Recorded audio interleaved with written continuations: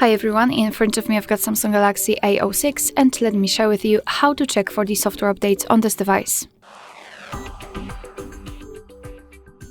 So first of all, make sure that you've got the internet connection, you can use Wi-Fi or mobile data, and then let's enter the settings.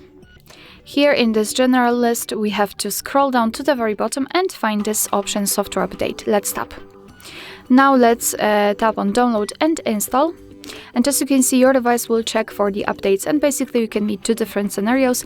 This is the first one where your software is up to date and there's nothing to download. And the second option is where your device will actually show you the update so that you can download something. It will show you the information about it, what has been fixed, what has been added, and then you will be able to tap on download or install and your device will apply the update to the system. Alright, so that will be all. Thank you so much for watching. I hope that this video was helpful, and if it was, please hit the subscribe button and leave the thumbs up.